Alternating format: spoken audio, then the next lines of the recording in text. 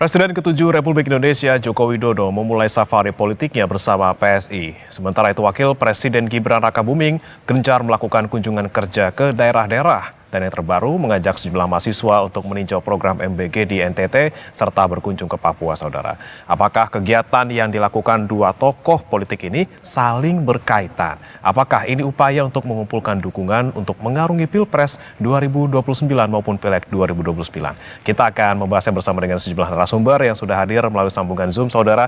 Ada Ketua DPP PSI Bestari Barus, kemudian juru bicara PDI Perjuangan Seno Bagaskoro, dan pengamat komunikasi politik Unpad Kunto Adiwibowo. Selamat pagi Bang Bestari, Mas Seno, Mas Kunto. Selamat pagi Mas. Pagi semuanya Bapak-Bapak.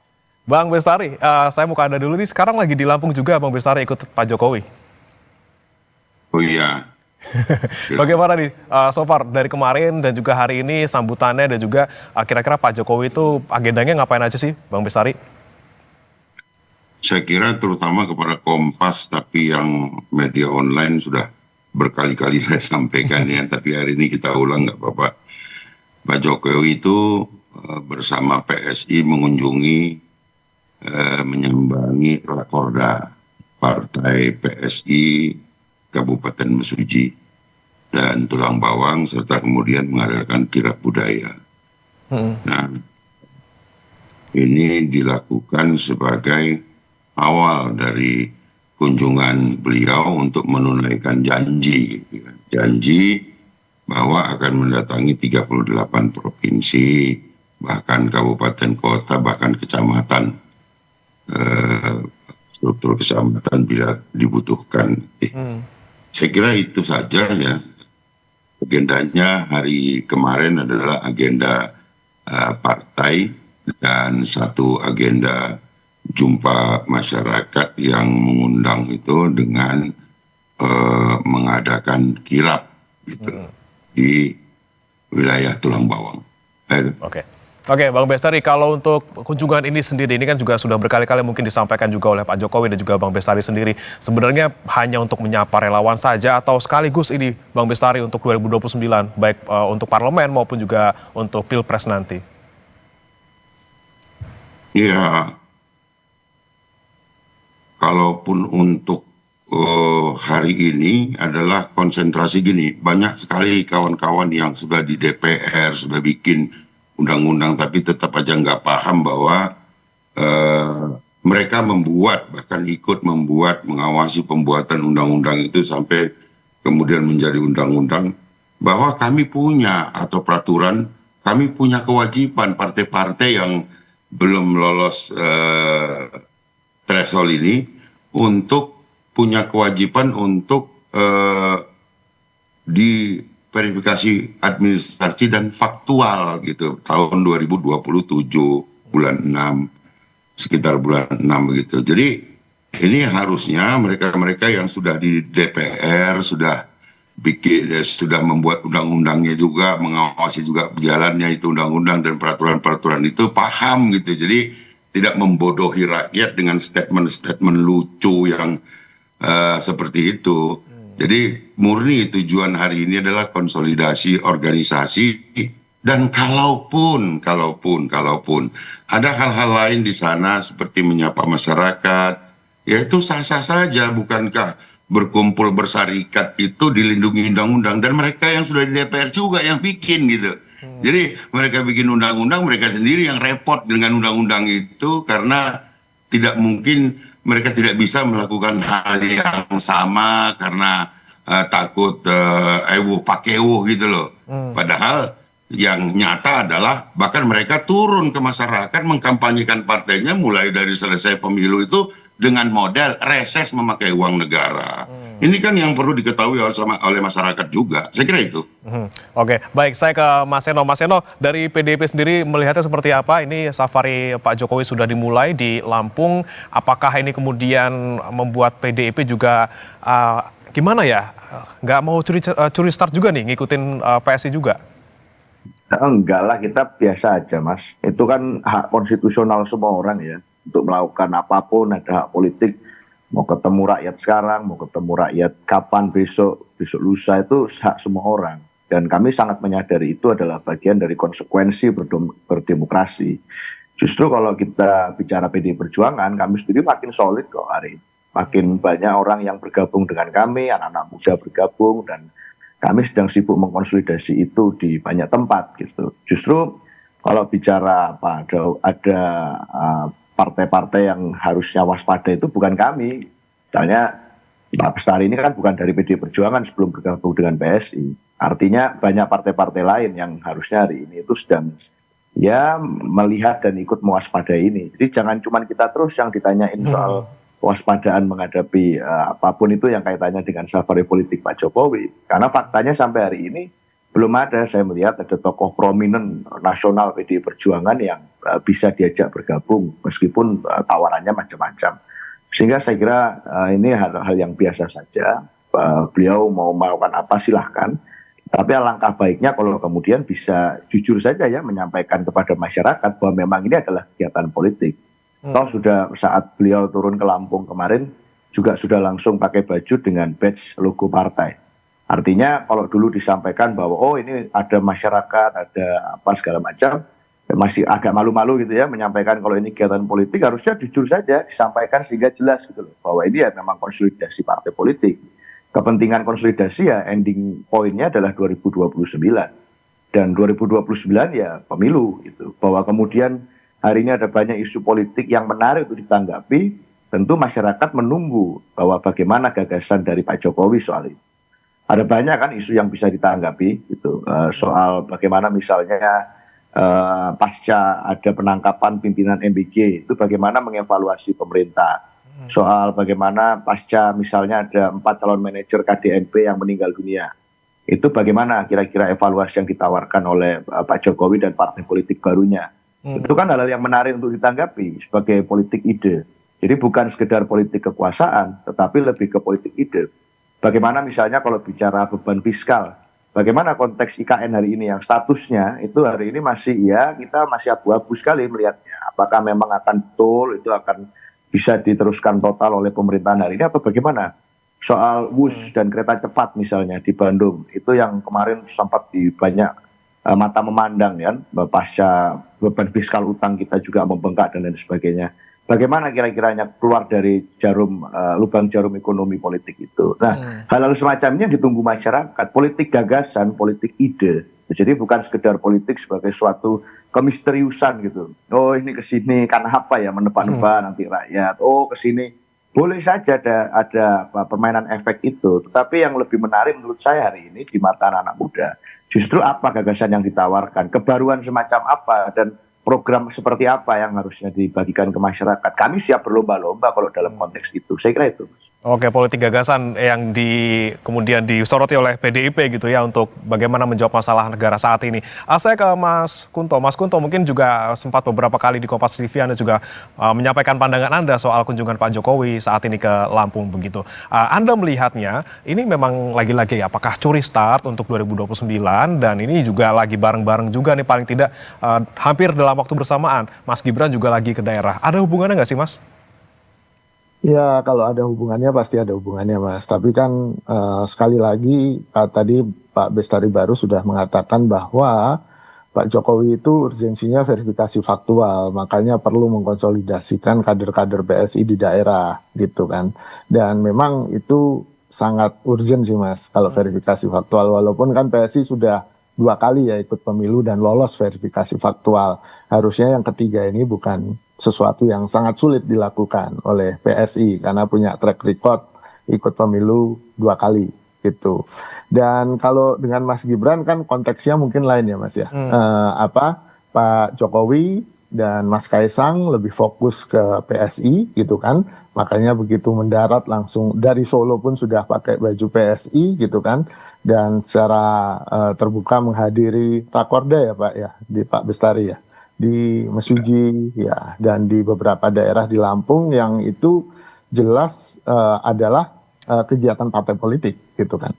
Itu jelas gitu. Dan ini menurut saya ya masih sama, ini konsolidasi partai karena memang kalau kita mengikuti cuaca atau iklim menjelang 2029 kan ada musim konsolidasi, nanti sudah musim kemudian turun ke rakyat dan ada musim-musim lainnya. Nah, ini mungkin Pak Jokowi sekaligus saja, sekaligus konsolidasi, sekaligus menggait relawan, sekaligus ketemu dengan rakyat, karena memang kekuatan Pak Jokowi mau tidak mau harus diakui beliau adalah people person gitu kan.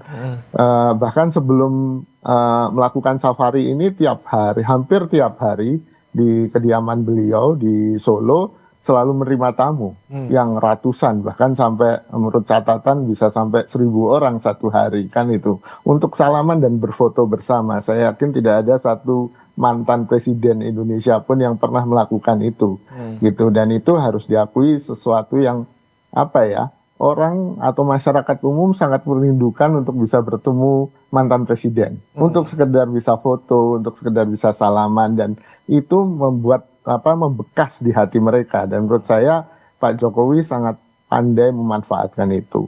Mas Gibran di lain sisi punya problem elit istana kan Mas gitu, bahwa selama ini peran Mas Gibran seakan-akan diisolir gitu, tidak punya peran yang sangat penting dalam pemerintahan, sehingga akhirnya Mas Gibran dengan segala keterbatasannya itu membuat semacam, ya ini kan juga warisan dari Pak Jokowi ya, kemampuan dia untuk bertemu langsung, belusukan, itu yang kemudian dipakai karena asosiasi bahwa Gibran adalah putra Pak Jokowi dan putra Pak Jokowi itu juga harusnya pandai belusukan, itu juga dipakai sebagai sebuah modal politik menjelang 2029. Jadi menurut saya ini berjalan secara paralel gitu. Dan itulah menurut saya kekuatan dari keluarga Pak Jokowi ini, Mas. Oke, baik. Saya kembali ke Bang Bestari. Bang Bestari, ini kita bicara soal Lampung yang menjadi pilihan lokasi pertama dari Pak Jokowi safari politik. Ini memang kebetulan di sana ikonnya gajah gitu ya, ada Taman Nasional Waikambas di sana. Ini ngomong-ngomong soal gajah, apakah memang ingin membangun kandang gajah juga di Lampung? Makanya kemudian Lampung yang dipilih, dan seberapa strategis memang PSI menilai Lampung sebagai sebuah daerah? Ya, saya kira seluruh daerah di Indonesia itu perlu disentuh oleh PSI dan juga dijadikan basis-basis baru, karena memang efek 5 kali menang pemilu ini hanya pernah dilakukan oleh Pak Jokowi gitu ya. Banyak partai mencalonkan diri jadi presiden, bahkan Bu Megawati kan nggak lulus juga gitu, Ganjar nggak lulus, yang diterima masyarakat itu Pak Jokowi. Oleh karena itu standar kami dalam melakukan pergerakan di PSI mengangkat beliau menjadi patron ya dikarenakan oleh apa karya beliau yang ternyata itu yang sangat diterima oleh masyarakat. Kalau hal-hal lain kecil-kecil lah itu kan gitu. Dan tadi saya agak tertarik begini ya, kalau boleh bergeser sedikit tentang apa yang dilakukan oleh PSI. Sekurang-kurangnya PSI juga hari ini memberikan input lah kepada pemerintah supaya jangan lagi terjadi hal-hal seperti BLBI gitu kan. Coba itu tanya Mas Seno, berapa ratus triliun itu yang diampuni itu. Ya, Mas Seno, PDIP kan tahu banget itu soal itu. Nah, kemudian Indosat juga, begitu juga kapal tanker. Nggak sampai begitulah negara ini kan sebelum seberang kurut itu gitu.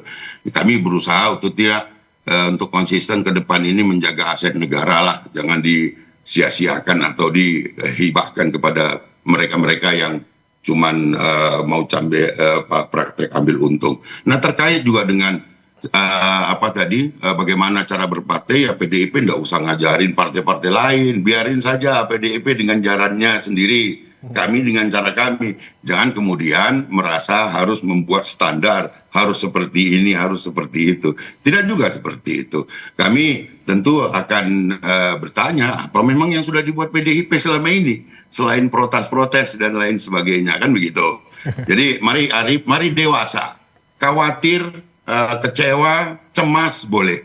Tetapi marilah menjadi partai yang dewasa, yang tidak perlu beragitasi propaganda untuk mendapatkan kembali simpati publik. Itu akan membuat kita lebih damai dan lebih kemudian bisa mensukseskan pasangan Prabowo Gibran ke depan. Saya kira penting menjadi perhatian kita gitu ya. Nah, kalau kemudian ada hal-hal yang kurang cocok dengan apa yang dijalankan oleh partai-partai lain, saya kira partai lain juga biar mengatur sendiri, dan khususnya kepada PDIP, ya sudah atur aja partai kalian. Kalau khawatir terhadap hal ini ya bebenah.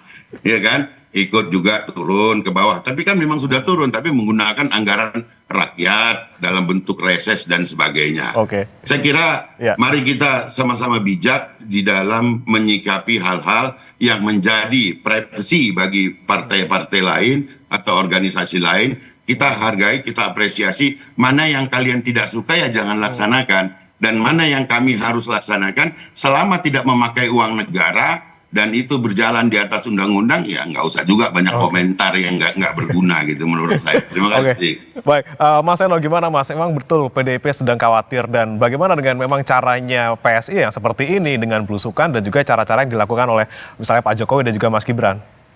Iya, simpel saja Mas. Saya harus mengklarifikasi beberapa hal ya. Yang pertama-tama yang pasti adalah Pak Jokowi jadi presiden itu 2 periode juga karena PDI Perjuangan. Maka tolong jangan dilupakan itu oleh teman-teman di PSI atau yang di mana-mana. Kami justru memberikan kesempatan bagi siapapun untuk menjadi apapun. Nggak perlu kemudian punya nama besar, nama keluarga tertentu. Nggak ada ceritanya di PDI Perjuangan seperti itu. Justru karena itulah kami memberikan kesempatan kepada Pak Jokowi untuk jadi presiden dan jadi. Mulai dari wali kota. Anda bukan memberikan kesempatan, Anda punya hak apa? Pak Bestari, saya tidak memotong Pak Bestari. Oke, ditahan dulu Pak Saya Bang Bestari. menghormati Pak Bestari. Maka saya akan menyampaikan pikiran saya. Itu yang pertama. Sehingga tidak ada ceritanya kemudian kami itu pada waktu itu kemudian mendorong orang-orang yang kemudian hanya karena kedekatan keluarga, hanya karena nama besar keluarga dan seterusnya. Tidak ada di dalam mekanisme kami itu pemilihan ketua umum yang tidak demokratis di dalam konsep berpartai dan berorganisasi kami. Tentu berbeda, nggak bisa kami 2 hari masuk PDI Perjuangan jadi ketua umum. Justru itulah yang kemudian membuat suatu ekosistem yang menyebabkan Pak Jokowi bisa jadi presiden. Itu sampai kemudian... Ya, kalau di tempat kami nggak bisa meminta... Bang Bestari, tahan dulu Bang, nanti saya kasih kesempatan ke Bang Bestari Bang. Mas Eno dulu silakan. Nggak masalah Mas, tentu masyarakat bisa melihat juga kan. Saya nggak motong Pak Bestari dari tadi, bahkan banyak isu yang mengklarifikasi. Oleh karena itu kemudian kalau bicara seperti itu, kami juga punya banyak catatan itu. Justru kemudian karena itulah pada saat kami merasa sudah banyak value yang tidak sepakat antara kami dan Pak Jokowi dan kami, dan khususnya Pak Jokowi dengan apa yang kami anggap sebagai nilai-nilai konstitusional, itulah kenapa kami memutuskan sudah memecat Pak Jokowi sejak lama. Sehingga tidak ada lagi urusan sebenarnya antara Pak Jokowi dengan PDI Perjuangan. Sudah tidak berrelevan lagi kami untuk berbicara mengenai apa yang kemudian Pak Jokowi mau lakukan, itu terserah Pak Jokowi, nggak ada kaitannya dengan kami gitu loh. Sehingga kemudian karena banyak nilai-nilai yang kami anggap nggak setuju, nggak bisa kami sepakati itu. Misalnya kalau hari ini kita bicara apa sih yang kita mau tanya, yang ditanyakan Mas tadi bahkan belum dijawab oleh Pak Bestari soal bagaimana di Lampung itu Waikambas, Menteri Lingkungan Hidup hari ini kan tokoh PSI juga.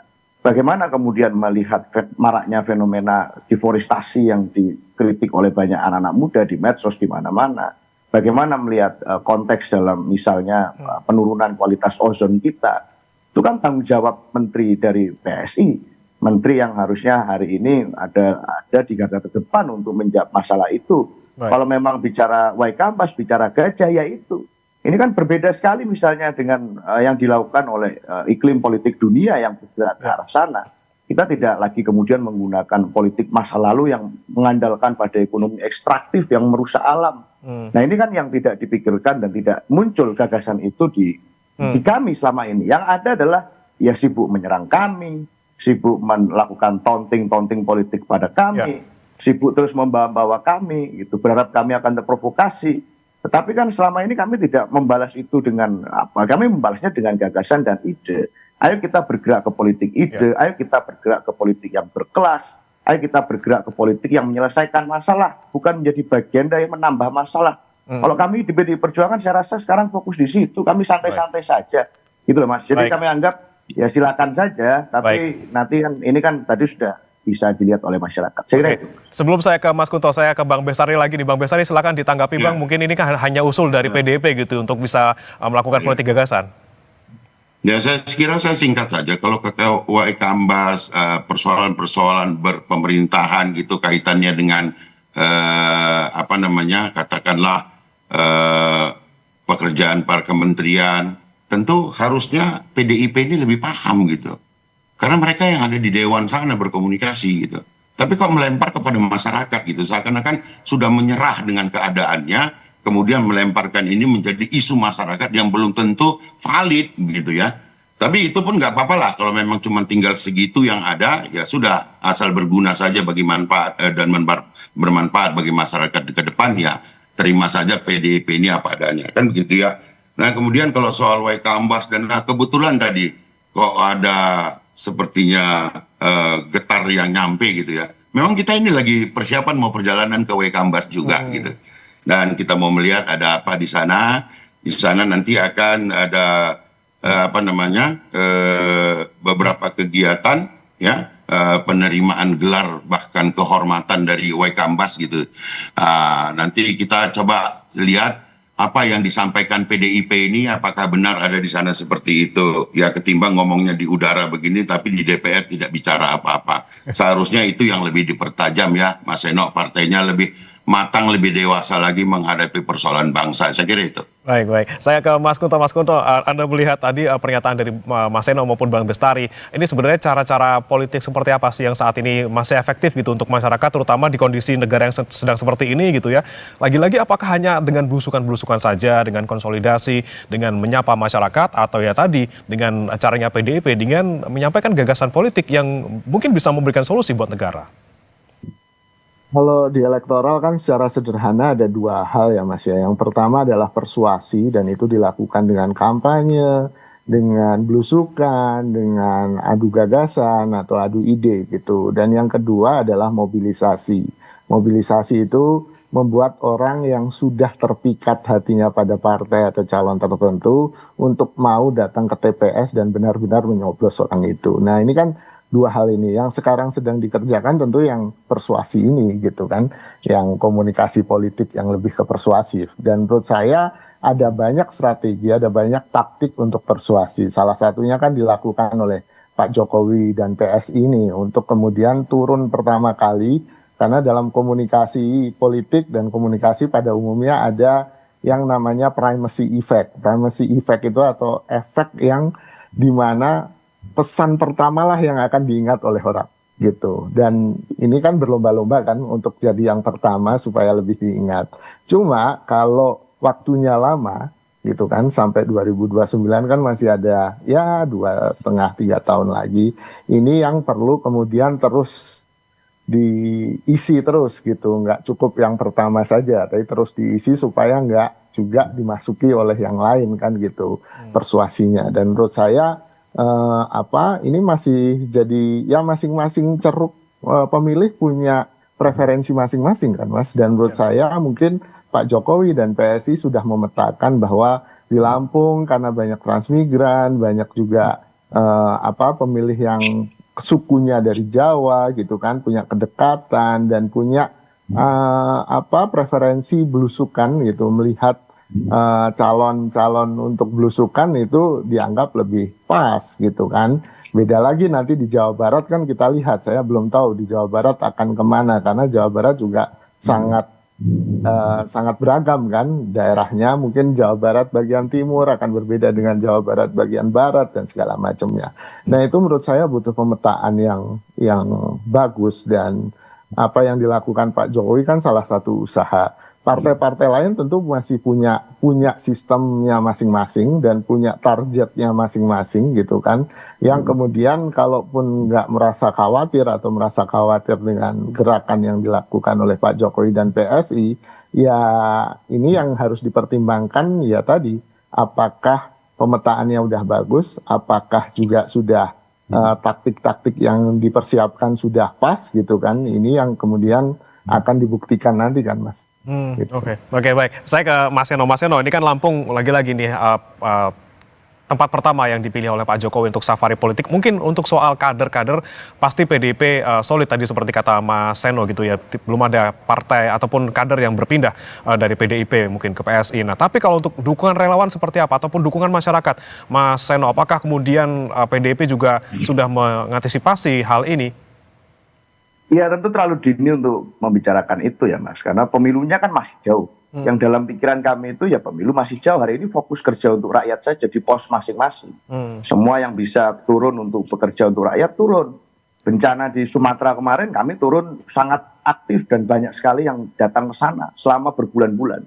Dan kemarin bencana di Sigi itu Bu Risma datang ke sana pertama, salah satu yang pertama datang untuk membantu masyarakat di sana. PDI Perjuangan terus melakukan itu. Nah, sebelum saya lupa juga Mas, saya mau meneruskan ya. Di era Bu Mega itu berbagai kebijakan ekonomi yang dibuat itu dilakukan karena waktu itu kondisi ekonominya tidak mudah. Di pasca Orde Baru terjadi, itu banyak kemudian hutang menumpuk. Bu Mega punya tanggung jawab untuk menyelesaikan itu. Sehingga strategi yang dibuat itu adalah mengikuti relevansi zaman pada waktu itu. Ada perubahan-perubahan situasi, ekonomi dilakukan penyelamatan, dan kemudian hutang kita berhasil diselesaikan. Bu Mega itu salah satu presiden yang berhasil mencicil hutang dengan jumlah yang cukup signifikan. Ini berbeda orientasi kepemimpinan. Kalau di era Pak Jokowi kan menambah hutang. Dan itu kemudian ya biasa saja, artinya memang ada cara pandang yang berbeda soal melihat utang luar negeri. Tapi Bu Mega melakukan itu karena ingin menyelesaikan hutang. Di tengah situasi kita baru melakukan pemulihan ekonomi, kemudian pasca Orde Baru.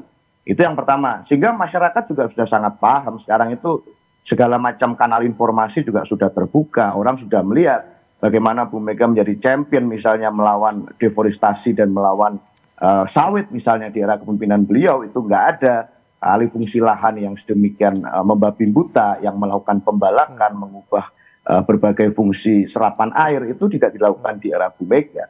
Sehingga kemudian tentu harus ada konsekuensi-konsekuensi yang harus ditanggung dari keberanian itu. Salah satu misalnya keberanian pada saat melawan intervensi asing untuk ikut masuk ke politik dalam negeri.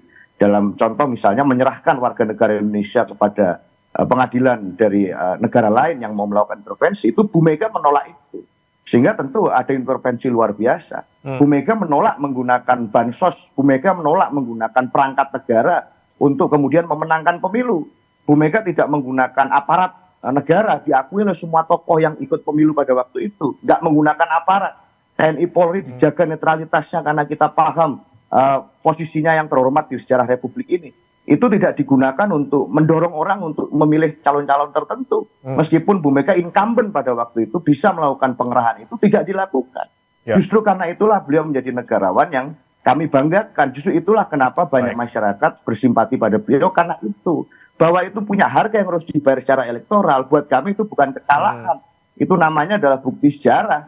Bahwa kemudian sampai hari ini kami masih menjadi partai dengan kursi legislatif terbanyak, tertinggi gitu, 3 kali berturut-turut. Itu juga bentuk pengakuan loh Mas. Kalau PSI hari ini masih punya tantangan untuk masuk ke Senayan dengan segala tantangan yang berkembang dan gengsi yang hari ini semakin kritis terhadap isu-isu politik yang substantif, bukan hanya performatif saja. Saya rasa hari ini itulah kenapa kami ya santai-santai saja masih konsolidasi dan melakukan kerja-kerja politik nyata di tengah lapangan masyarakat. Ini tantangan yang masih dihadapi PSI, Bang Bestari. Terakhir saya ke Anda, singkat saja. Apa yang kemudian ingin dicapai atau target apa yang ingin dicapai Pak Jokowi di Lampung ini dan next akan kemana nih, Bang Bestari kira-kira? Ya, saya kira bahwa Pak Jokowi tadi sudah sitir memakai topi PSI dan baju PSI ketika berangkat dari Solo menuju ke Lampung, dan pakaian itu baru dicopot ketika beliau masuk ke kamar karena kami bersama-sama. Artinya apa? Ini penegasan, betul-betul penegasan bahwa beliau sudah ada di PSI, tidak di PDIP lagi, dan itu menjadi masukan yang sangat baik bagi masyarakat yang pernah menyukai Pak Jokowi selama 10 tahun menjadi presiden itu. Dan memang kita rasakan setelah beliau memberikan tanda-tanda itu berduyun-duyun gitu ya. Nggak usah saya sebutkan, nanti terantisipasi pula. Dan mudah-mudahan dari seluruh gerak yang kami lakukan yang sesuai dengan konstitusional dan tidak meminjam uang negara, uang rakyat untuk melakukan kampanye demi ketua umum dan partainya, kami memakai uang pribadi kami sendiri, maka kita berharap kita akan menang dan masuk ke Senayan dalam angka-angka yang membanggakan. Itu target pencapaian kami ke depan. Targetnya. Tapi tinggal Pak Jokowi kapan diumumin jadi Ketua Dewan Pembina nih ya, Bang Bestari, kita tunggu nih kapan sudah pakai baju, sudah keliling gitu ya. Kita ini Mas, ada mekanisme yang bekerja di partai kita ini. Tidak kemudian yang suka-suka, yang berprestasi kemudian karena nggak bisa mengikuti menjadi budak ataupun pesuruh partai, ya itu kemudian dipecat atau dikeluarkan. Bahkan masyarakat sebetulnya kalau terkait Pak Jokowi itu proses saja, nggak dipandang masyarakat. Kok lama benar Pak Jokowi keluar dari situ? Itu yang kami dengar di bawah. Dan mereka sujud syukur ketika Pak Jokowi sudah tidak lagi berada di partai lamanya dan sudah bersama PSI. Saya kira itu. Baik. Terima kasih Bang Bestari Barus, Ketua DPP PSI, dan juga sebelumnya ada Mas Seno Bagaskoro, juru bicara PD Perjuangan. Sebelumnya juga ada Mas Kunto Adi Wibowo, pengamat komunikasi politik UNPAD, sudah bergabung di Sapa Indonesia Pagi. Selamat pagi, Bapak-Bapak. Selamat pagi. Selamat pagi. Salam.